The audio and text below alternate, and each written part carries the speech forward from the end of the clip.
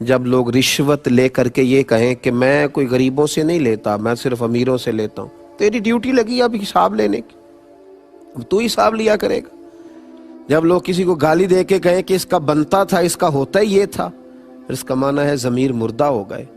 جب لوگ مرنے والوں کے جنازوں پر بھی سودے کرنے لگیں، اور جب لوگ میتوں پر بھی سیاست چمکانے لگیں، اور جب قوم اتنی دور نکل جائے کہ لوگ کسی کی مجبوری کو خرید کر اس سے فائدہ اٹھانے لگیں، اور جب کسی گرے ہوئے پر پیر رکھ کے گزرنا لوگ اپنا اعزاز جاننے لگیں، تو پھر ضمیر مردہ ہوتے ہیں۔ میرے نبی پاک علیہ الصلوۃ والسلام نے ضمیروں کو زندہ کیا، تازگی دی، خوبصورتی بانٹ دی، لوگوں کی روحیں تک صاف ہو گئی، ہر چیز بدل گئی۔ حضرت عبداللہ ابن عمر رضی اللہ تعالیٰ عنہ فرماتے ہیں کہ میں نے وہ زمانہ بھی دیکھا تھا، میں نے وہ دور بھی دیکھا تھا جب لوگ ڈاکہ زنی کرتے تھے، چوری کرتے تھے، مال کھا جاتے تھے، اور پھر میں نے وہ دور بھی دیکھا جب لوگوں نے غربتیں تو برداشت کیں لیکن بے ایمانی کو اپنے قریب نہیں آنے دیا، دھوکے فریب کو۔ فرماتے ہیں حضور نے یہ انقلاب برپا کر دی۔ نبی پاک علیہ السلام نے تقوی کی وہ چادر تنی کہ ہر شخص کا چہرہ اس میں چمکنے لگا۔ آپ فرماتے ہیں میں ایک دفعہ سفر پہ جا رہا تھا، رمضان کے علاوہ کچھ ایام تھے، تو میں نکلا، میرے پاس کچھ سرکہ تھا، کچھ کھجوریں تھیں، کچھ خشک چیزیں تھیں، تو میں رستے میں تھا، تو میں نے ایک جگہ پہ بیٹھ کے کھانا کھانے کا ارادہ کیا۔ جناب عبداللہ ابن عمر رضی اللہ تعالیٰ عنہ فرماتے ہیں بڑا خوبصورت اور بڑا نورانی اور بڑے معصوم عکس والا نوجوان بکریاں چراتا ہوا مجھے نظر آیا۔ آپ فرماتے ہیں کہ اس کے چہرے پر عبادت کا نور اور اس کی آنکھوں میں سچائی کا حسن مجھے نظر آیا۔ اس کی داڑھی تو گرد سے بھری تھی پر روشنی بڑی شاندار تھی۔ آپ فرماتے ہیں کہ میں نے کھانا کھاتا جب آدمی تو قریب بیٹھنے والے کو دعوت دیتا ہے، میں نے کہا کہ میاں کھانا کھا لو، رمضان بھی نہیں تھا اور وہ بکریاں چرا رہا تھا، میں نے کہا کھانا کھا لو، تو کہنے لگا حضور میں نہیں کھا سکتا، میں نے روزہ رکھا ہوا ہے۔ فرماتے میرے دل میں خیال آیا کہ صرف عبادت گزاری ہے یا تقوی کا بھی کوئی معیار اس نے اپنایا۔ میں اس کے قریب گیا تو میں نے جا کے اس کو کہا کہ تیری بکریاں بڑی پیاری ہیں، ایک میرے ہاتھ بیچ نہیں دیتا؟ تو وہ کہنے لگا حضور میری نہیں ہے، میں تو اجرت پر بکریاں چراتا ہوں، مالک کوئی اور ہے۔ فرماتے میں نے اس سے کہا کہ مالک سے کہہ دینا کہ ایک بکری بھیڑیا لے گیا تھا، بڑی سادی سی میں گفتگو کر رہا ہوں، اس سے کہہ دینا کہ ایک بکری بھیڑیا لے گیا تھا، کیا ہوتا ہے؟ یہاں لوگ آنکھیں چرا کے کہیں کچھ نہیں کر رہے، کہہ دینا۔ آپ فرماتے ہیں کہ کوئی جوش خطابت نہیں، کوئی بات نہیں، کوئی واز نہیں، کوئی نصیحت نہیں، کوئی کسی صوفی کا فرمان نہیں، بکریاں چلانے والا چرواہا، لیکن اس کے جملے نے میرے پورے وجود کو نور کے اندر کھڑا کر دیا لا کے۔ فرماتے ہیں وہ مجھے کہنے لگا حضور بکریوں کے مالک کو تو کہہ دوں گا بھیڑیا لے گیا ہے، اور جب دنیا کا اور کونین کا اور عرش کا مالک پوچھے گا تو اسے کیا جواب دوں، اسے کیا بتاؤں؟ اللہ کے حضور بھی تو جانا ہے نا۔ یہ ہے ضمیروں کی زندگی، یہ ہے روحوں کی زندگی، یہ ہے جب دل زندہ ہوں۔ پھر اعلیٰ حضرت فاضل بریلوی رحمۃ اللہ علیہ فرماتے ہیں خوف خدا اور فکر آخرت یہ دو تیرے منہ میں لگامیں ہیں، یہ لگام ڈال کے کسی کے کھیت میں بھی تجھے کھلا چھوڑ دیا جائے گا تو کبھی بھی بددیانتی نہیں کرے گا، لیکن اگر تیرا ضمیر مردہ ہو جائے پھر بہت واعظ و نصیحت، بہت سارے دلائل بھی تیرا کچھ نہیں کر سکتے۔ حضرت عبداللہ ابن عمر رضی اللہ تعالیٰ عنہ فرماتے اس نوجوان کی بات اتنی بھلی لگی کہ میں سفر چھوڑ کر کے واپس آیا، اور میں نے واپس آ کے معلوم کیا کس کا غلام ہے۔ مجھے بتایا گیا فلاں کا غلام ہے۔ فرماتے پہلے میں نے وہ غلام خریدا، پھر وہ ساری بکریاں خریدیں، پھر وہ بکریاں میں نے اسی غلام کو تحفے میں دے دیں، اسی کو تحفے میں لوٹا دیں۔ تو وہ کہنے لگا حضور یہ کیا ہے؟ فرمایا یہ تو جب اپنے رب سے ڈرتا تھا تو رب کریم نے یہ تجھے اس کا بدلہ عطا فرمایا ہے، ایک چھوٹا سا نذرانہ ہے میری طرف سے۔ ضمیروں کی زندگی۔ حضرت امام غزالی رحمۃ اللہ علیہ فرمایا کرتے تھے جو کامل مومن ہوتا ہے نا، جملہ یاد رکھنا آپ، فرماتے تھے جو کامل مومن ہوتا ہے نا رائی کے دانے کے برابر بھی گناہ کرے تو اسے پہاڑ جانتا ہے۔ اتنا سا کسی کا دل اس کی وجہ سے تکلیف میں آئے تو اس کے سر پہ پہاڑ رائی کے دانے کے برابر گناہ کرے تو تڑپ جاتا ہے۔ اور فرمایا جو منافق ہوتا ہے، منافق وہ پہاڑ کے برابر بھی گناہ کر کے راہی جانتا ہے، اس لیے کہ اس کا دل مردہ ہو گیا، اس کے اندر ایمان کی وہ رمق، وہ حسن، وہ خوبصورتی نہ رہی۔ تو جب دل زندہ ہوتے ہیں، ضمیر زندہ ہوتے ہیں، روحیں زندہ ہوتی ہیں، پھر انسان انقلاب برپا کرتے ہیں، پھر روشنی۔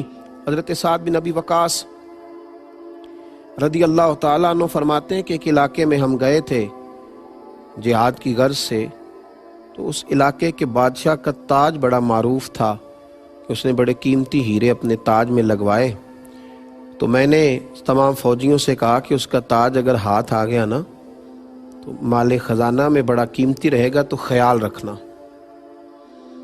دولت آنکھوں کو چندھا دیتی ہے، اور بڑے بڑے دولت مند بھی دولت کو دیکھ کر پریشان ہو جاتے ہیں، دولت مند بھی۔ اس کی وجہ یہ ہوتی ہے کہ ضمیر زندہ نہیں ہوتے، وہ نفس کی دوڑ دھوپ ختم نہیں ہو رہی ہوتی۔ فرماتے میں نے کہا کہ ذرا خیال رکھنا، رات کا وقت تھا، صحرا کا علاقہ تھا، گمسان کا رن پڑا، اور جب اس بادشاہ کی گردن کٹی تو اس کا تاج کب سر سے اترا اور کب ریت میں مل گیا کسی کو خبر ہی نہ ہوئی۔ آپ فرماتے ہیں کہ شام کو جب جنگ ختم ہوئی تو میں نے کچھ سپاہیوں کی ڈیوٹی لگائی، انہوں نے تلاش کیا ریت کے ٹیلوں میں، لیکن اس کا وہ تاج نہ ملا۔ میں نے کہا چھوڑو یار، نہیں ملتا تو رہنے دو، سو جاؤ، صبح دیکھی جائے گی۔ حضرت سعد بن ابی وقاص رضی اللہ تعالیٰ عنہ فرماتے ہیں لوگ سو گئے، میں بھی اپنے خیمے میں چلا گیا سونے کے لیے۔ ابھی میں لیٹنے کی، آرام کرنے کی، سونے کی تیاری ہی کر رہا تھا کہ ایک سپاہی نے باہر سے آواز دی، کہا سپاہ سالار اگر اجازت دو تو میں اندر آ جاؤں۔ فرماتے میں نے کہا آ جاؤ۔ وہ شخص اندر آیا تو اس نے ایک پرانی سی چادر اوڑھ رکھی تھی، کپڑے بھی اس کے پرانے تھے۔ سلام لیتے ہی وہ اندر آیا اور اس نے اپنی چادر کی اوٹ میں سے وہ ہیروں والا تاج، اس پر بڑے قیمتی ہیرے لگے تھے، وہ نکالا اور رکھا۔ کہنے لگا میں ابھی شام میں گزر رہا تھا تو میرے گھوڑے کے پیر سے کچھ چیز ٹکرائی ہے، میں نے کھولی ہے تو یہ تاج نکلا ہے، یہ رکھ لیجئے۔ حضرت سعد بن ابی وقاص رضی اللہ تعالیٰ عنہ فرماتے ہیں چہرے پر اس نے نقاب اوڑھا ہوا ہے۔ میں نے اس کو کہا کہ میاں تمہیں مل گیا تھا یہ تاج، تم دینے آئے تو تم تو مجھے کچھ غریب آدمی لگتے ہو۔ اس نے کہا حضور جب میں اپنے گھر سے چلا تھا نا تو 11 بچوں کا باپ ہوں، ایک شام کا کھانا تھا گھر میں، اگلی صبح کے لیے کھانا موجود نہیں تھا۔ دامان توکل کی یہ خوبی ہے کہ اس پر پیوند لگے ہوتے ہیں پر دھبے نہیں ہوتے، اور غیرت ہے بڑی چیز جہان تگ و دو میں، پہناتی ہے یہ فقر کو تاج سردارا۔ جب ضمیر زندہ ہوتے ہیں تو پھر یہ چھوٹے چھوٹے کاموں پر انسان کے منہ سے پانی نہیں ٹپکتا، پھر وہ کردار کا غازی ہوتا ہے، پھر اس کے لب و لہجے میں جو اس کی زبان پر ہوتا ہے اس کی روح پر بھی طاری ہوتا ہے۔ حضرت سعد بن ابی وقاص کہتے ہیں کہ میں نے اسے کہا تجھے تو بڑی ضرورت تھی یار، تو بڑا دیانتدار ہے۔ یہ لفظ میں نے کہے تو اس نے رخ پھیرا، اور جب وہ باہر جانے لگا تو میں نے آواز دی، میں نے کہا میاں سنو۔ اس نے میری طرف رخ نہیں پھیرا، چہرہ باہر کی جانب رکھا۔ میں نے کہا اپنا نام ہی بتاتے جاؤ، اپنے والد اور قبیلے کا نام ہی بتاؤ۔ تو کیا اس نے توجہ نہیں کی، اس نے رخ نہیں پھیرا، اور وہیں کھڑے کھڑے ایسا جملہ کہا کہ میری روح کو تازہ کر گیا۔ کہنے لگا حضور یہ تاج میں نے دیانتداری کے ساتھ آپ کے حوالے کیا ہے، تو یہ میں نے اپنے لیے نہیں کیا، یہ میں نے اپنے لیے نہیں کیا، یہ اشتہار چھپوانے، پوسٹر لگوانے اور لائکس بڑھانے کے لیے نہیں کیا، یہ میں نے اللہ اور اس کے رسول کی رضا کے لیے کیا ہے۔ اور جس رب رسول کے لیے میں نے یہ کام کیا ہے نا، وہ میرا نام بھی جانتے ہیں اور میرا قبیلہ بھی جانتے ہیں اور میرے والد کو بھی جانتے ہیں، مجھے لوگوں کو بتلانے کی ضرورت نہیں۔ یہ کب ہوتا ہے؟ جب ضمیروں میں زندگی ہوتی ہے، جب روحوں میں تازگی ہوتی ہے، جب انقلاب روح کا آتا ہے، طبیعت کا آتا ہے۔ نبی پاک علیہ الصلوۃ والسلام نے تقوی کی روشنی سے لوگوں کو آشنا کیا، نبی پاک علیہ الصلوۃ والسلام نے لوگوں کو اہمیت دلائی، بتلایا کہ گناہ گناہ ہوتا ہے، غلطی غلطی ہوتی ہے۔ بڑے بڑے لوگ چھوٹوں سے معافیاں مانگنے لگے، بڑے بڑے قد کاٹھ والے اپنے ضمیروں کا بوجھ اتارنے لگے۔ حضرت ابو ذر غفاری نے جناب بلال حبشی کو حبشن کا بیٹا کہہ دیا۔ کس کے بیٹے تھے وہ؟ حبشن کے بیٹے تھے نا، حبشن کا بیٹا کہہ دیا۔ یہاں لوگوں کو آر دلاتے نہیں، کبھی برادریزم کے نام پر، کبھی قبیلے کے نام پر، کبھی اس کے کام کے نام پر، کبھی اس بیچارے کا جو عہدہ ہوتا ہے اس پر حبشن کا بیٹا کہہ دیا، حبشن کا۔ حضرت بلال حبشی مسجد میں بیٹھ کر رونے لگے۔ معصوم آمنہ، نبی رحمت، رسول اکرم سید عالم علیہ السلام تشریف لائے۔ میرے محبوب نے آتے ہی حضرت بلال کی آنکھوں کے آنسو دیکھے۔ تمہیں کیا ہوا؟ کہا یا رسول اللہ اگر میں حبشن کا بیٹا ہوں تو میری کیا غلطی؟ ہوا کیا؟ یا رسول اللہ مجھے فلاں نے، ابو ذر غفاری رضی اللہ تعالیٰ عنہ نے حبشن کا بیٹا کہا ہے۔ حضور ممبر پر بیٹھے اور ممبر پر بیٹھ کے کہا میں نے تو جاہلیت کی یہ ساری باتیں قدموں تلے روند دی تھی، تم ابھی تک یہ جملے دہراتے ہو؟ تو روند ڈالی باتیں، تو روند ڈالی۔ ابھی تک جو آدمی یہ جاہلیت کی باتیں دہرائے وہ تو روند ڈالی۔ حضور فرمانے لگے۔ نبی کریم علیہ السلام نے جب یہ کہا تو حضرت ابو ذر غفاری اٹھے اور اٹھ کر حضرت بلال حبشی کے قریب گئے اور جا کے کہنے لگے بلال اپنا قدم اٹھا اور میرے چہرے پہ رکھ۔ تھا تو حبشن کا بیٹا اور اب میرے رسول نے تجھے بڑی عزتیں عطا کر دی ہیں۔ اب یہاں کوئی چھوٹا بڑا نہیں رہے گا، اب سارے عروج پائیں گے، اب سب کو برکات ملیں گی جب ضمیر زندہ ہوتے ہیں۔ حضرت ابو ذر نے معافیاں مانگی، حضرت بلال حبشی سے معافی طلب کی، بار بار ان سے گزارش کی کہ وہ مجھ سے درگزر کریں۔ بھائیو یہ ہے ضمیروں کی زندگی، یہ ہے روحوں کی زندگی۔ آج لوگ گناہ کو گناہ ہی نہیں جانتے، بہت بڑا ظلم کرتے ہیں، اس کے باوجود چہروں پر پشیمانی اور زبان پر معذرت کے کچھ لفظ بھی نہیں آتے۔ آج لوگ بہت سارا حرام کھا کر کے اس کے باوجود کہتے ہیں کہ جناب یہ حق تھا، یہ چلتا ہی ایسے ہے، یہ معاشرہ ہی ایسے ہے، اس کی بنا ہی ایسے ہے۔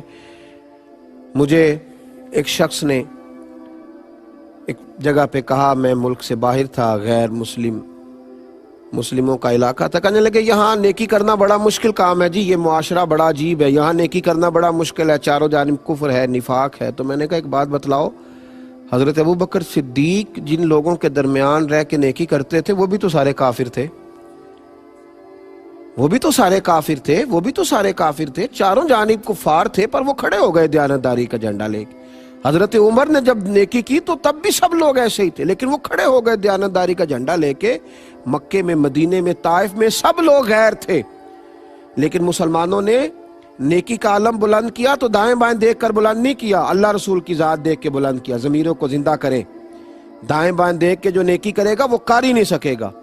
نیکی دائیں بائیں دیکھ کے نہیں ہوتی، نیکی تو خدا کا کرم دیکھ کے ہوتی ہے اور مصطفیٰ کریم کی رحمت دیکھ کے ہوتی ہے۔ ہم نے تو اپنا ضمیر زندہ رکھنا ہے، ہم نے تو اپنا دل زندہ رکھنا ہے، ہم نے تو اپنی طبیعت کو تازہ رکھنا ہے۔ یہ کیا بات ہوئی کہ سارا زمانہ ایسے کر رہا ہے تو مجھے بھی ایسے کرنا ہے؟ میں اپنے حصے کا چراغ جلاؤں گا، آپ اپنے حصے کا چراغ جلائیں گے، ہم اپنے اپنے حصوں کی روشنی بانٹیں گے۔